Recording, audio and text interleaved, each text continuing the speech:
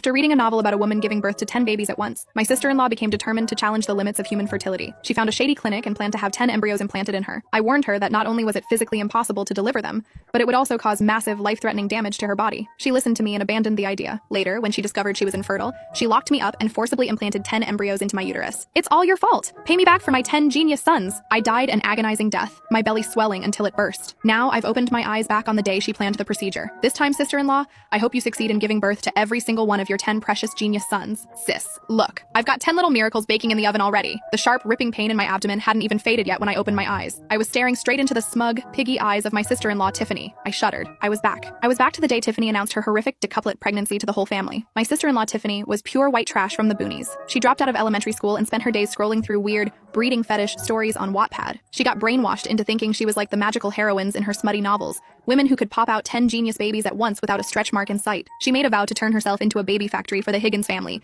aiming to be their hero mother. To do this, she found some shady back alley clinic in miles off the grid, paid a fortune, and stuffed her ovaries with over 20 fertilized eggs. In my past life, when I found out Tiffany had pumped 10 embryos into her womb, I tried to be the voice of reason. I told her, "Science doesn't work like fantasy porn, Tiffany. Your uterus will literally explode." Scared by my logic, she took some pills and aborted them, but the damage ruined her uterus. She could never breed again. She hated me for it. She drugged me, then teamed up with my psycho mother-in-law, Ma Higgins, and her useless son, Bubba. They dragged me to that same chop shop clinic and forced 10 embryos into my uterus. "If it wasn't for your big mouth, I'd have my 10 genius sons," she shrieked at me then. "Since I can't breed, you'll push my babies out of your hole." They locked me in the basement. I watched my stomach inflate like a grotesque balloon until my skin tore apart and I bled out in agony. Remembering that pain, I subconsciously rubbed my flat stomach. I looked down to hide the murderous rage in my eyes and muttered, "Congrats, Tiff." Hearing my approval, Tiffany practically glowed. "See? Samantha knows what's up. And don't worry, Sam, since you're a barren widow now, maybe my sons will be nice enough to throw some dirt on your grave when you die. You better cater to my every whim." Ma Higgins, rubbing her hands together, chimed in. "Amen to that. Samantha, your husband is dead and you're useless. You better wait on Tiffany hand and foot. Maybe we'll let you adopt one of the pups later so you don't die alone." What a joke. My husband died, I didn't. Did they expect me to wear a chastity belt forever? But right now, I needed Tiffany to keep those parasites inside her for as long as possible. I lowered my head, pretending to submit. "You're right, Ma. The babies are everything. I just worry, can Tiff's body handle 10 distinct football teams?" That triggered her. 10 is nothing. Women online carry 15. "Ma, just wait. In 10 months, I'll drop 10 fat golden grandsons for this family." "Oh, I hope you do, Tiffany. I hope you carry that load until it rips you in half." Ma Higgins didn't care about Tiffany's health. She only cared about one thing. How many of those fetuses had penises? To the old hag, girls were useless money losers. She was terrified that too many girl fetuses would suck the nutrients away from her precious grandsons.